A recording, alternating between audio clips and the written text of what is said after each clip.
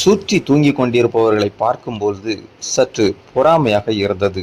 இரவு நேர பேருந்து பயணம்.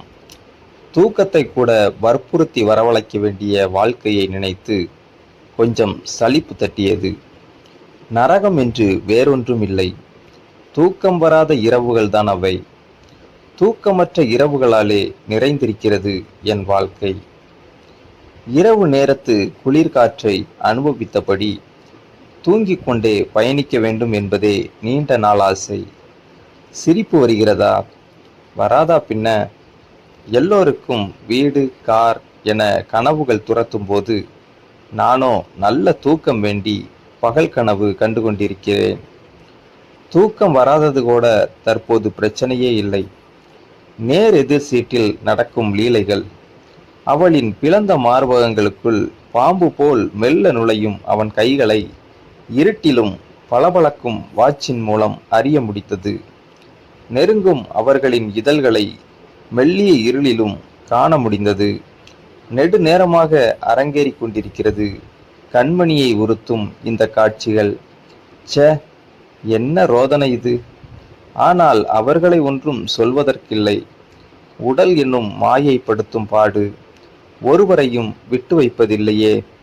காதலிக்கும் தருணத்தில் ஆட்டோவில் வைத்து ராகேவ் முத்தமிட முயன்றது ஞாபகத்திற்கு வந்தது. அவன் நெருக்கம் பிடித்திருந்தாலும் அது பொது இடம் என்பதால் அவனை இருத்துவதற்குள் போதும் போதும் என்றிருந்தது. அவனுக்கென்ன, அவன் பாட்டுக்கு பாதியில் இறங்கி போய்விட்டான். இறங்கும் நேரத்தில் கடும் முறைப்போடு கூடுதல் கட்டணம் கேட்ட ஆட்டோ டிரைவரின் முகம் இன்னமும் ஞாபகத்தில் இருக்கிறது. அவன் எந்த விதத்தில் கடுப்பாயிருந்தான் என இப்போது புரிகிறது. அவன் கேட்ட பணத்தை கொடுத்துவிட்டு நகர்ந்த போது பெரும் படபடப்பு உடலில் தொற்றிக் கொண்டதை இன்னும் மறக்க முடியவில்லை.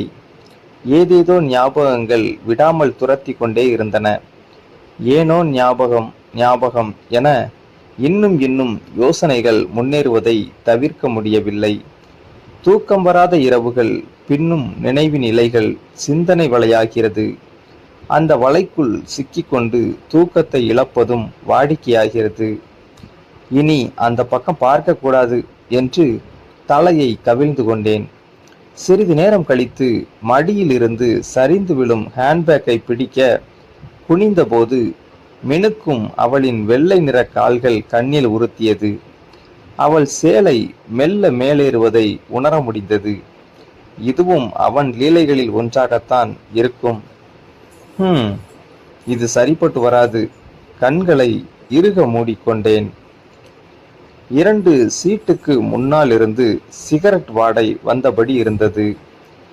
புகையோடு பஸ்ஸில் சிகரெட் பிடிக்கக்கூடாது என்ற சட்டமும் காற்றில் புகைந்து கொண்டிருந்தது. மூக்கை முந்தானையால் சுற்றி கட்டியபடி கண்களை மேலும் இறுக்கமாக மூடிக்கொண்டேன்.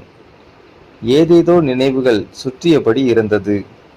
அடிக்கடி எழுந்து நேரத்தை இருட்டில் உத்து பார்த்தேன்.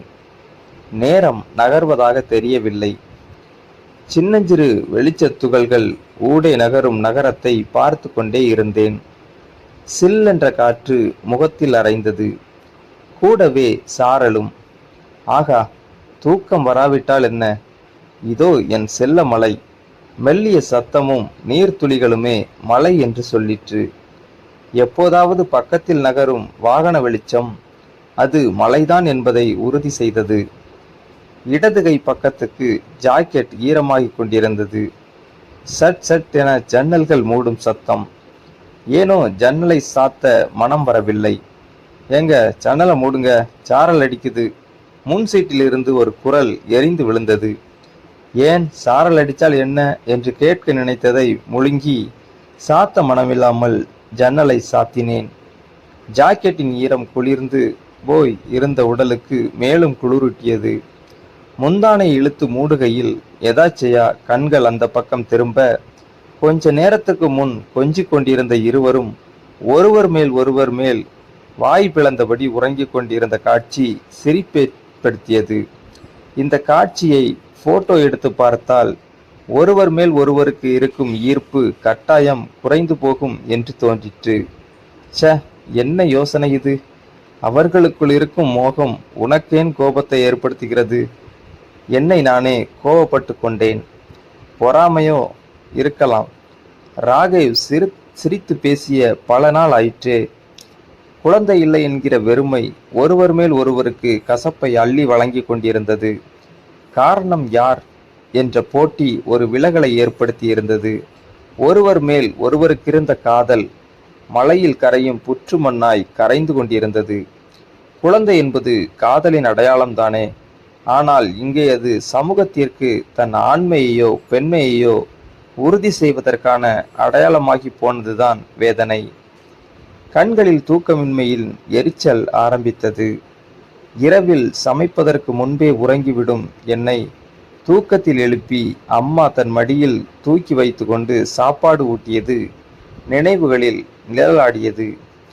பாதி உணவிலே அம்மாவின் மேல் தூக்கத்தினால் சரிந்தது என மேலும் மெல்ல மெல்ல ஒரு சுழல் போல் நினைவுகள் உள்ளிருந்து செல்ல மெல்ல கண்கள் அழுத்துவது போல் இருந்த வேளையில் இடுப்பில் ஏதோ பூச்சி ஊறுவது போல் இருக்க கை வைத்து பார்த்தால் ஒன்றுமில்லை. மறுபடியும் அதே உணர்வு. இப்போது அறிவுக்கு புரிந்தது போனது. இது பூச்சியெல்லாம் இல்லை. இருட்டில் உற்று பார்த்தபோது சீட்டின் பக்கவாட்டிலிருந்து ஒரு கை நுழைவது தெரிந்தது. அந்த கைகளின் விரல்கள் என் இடுப்பை தேடுவதை பார்த்தவுடன் பதற்றத்தில் சட்டென முன்னாடி நகர்ந்து உட்கார்ந்தேன். நொடிகள் சுதாரித்த பின் எழுந்து பின்னே பார்த்தேன். பின்னால் இருந்தவன் உறங்குவது போல் நடித்து கொண்டிருந்தான். முன்னாடியே கால்களில் ஏதோ தட்டுப்பட்டது போன்ற உணர்வு தற்போது ஞாபகத்திற்கு வந்தது. நாய் என்று மனதினுள் சத்தமாக திட்டிக்கொண்டேன். இருட்டுதான் எத்தனை விஷயங்களுக்கு சௌகரியமானதாக இருக்கிறது, திருட்டுத்தனங்களுக்கு உறுதுணையாக. நல்ல வேளை பக்கத்து சீட்டு காலியாக இருந்தது. மாறி உட்கார்ந்தேன். கண்களை மூடுவதும் திறப்புவதும். ச்ச, என்ன பொழப்பு இது! உலகத்தில் யாருக்கும் தன் பிரச்சனை இல்லை. அதற்காக எல்லாரும் தூங்காமலா இருக்கிறார்கள்?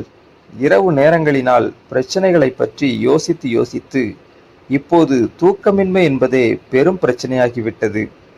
அது என்ன?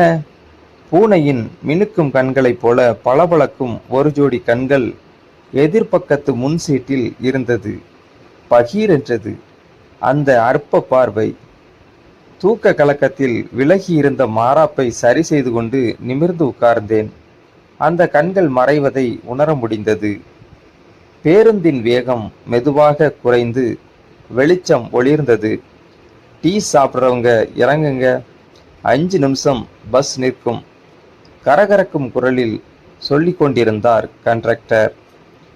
ஏதோ நினைவுகள் கனவுகள் மனதிலே வளருதே. சத்தமாக ஒலித்து கொண்டிருந்த டீக்கடை ஒன்றின் அருகில் பேருந்து ஓரம் கட்டப்பட்டது.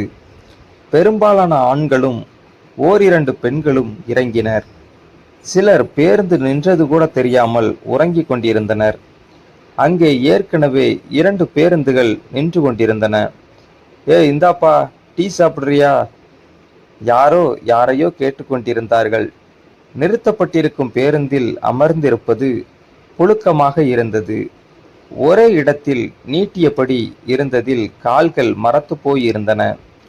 காலார இறங்கி நடக்க வேண்டும் போல் இருந்தது. அப்படியே பாத்ரூம் பக்கம் போய்விட்டு வர வேண்டும். இல்லையேல் இனி பொழுது விடியும் வரை இப்படியே இருக்க வேண்டி வரும். அவசரமாக வந்தால் ஆண்கள் போல் வண்டியை நிறுத்தச் சொல்லி வழியில் எங்கும் போக முடியாது. எல்லாரும் இறங்கிய பின் மெதுவாக இறங்கினேன்.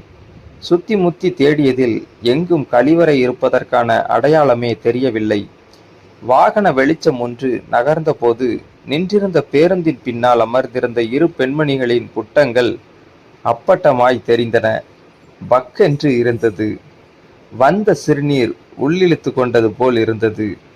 திரும்பி நடந்தேன். ஒரு டீ குடித்தால் தேவல என்றிருந்தது.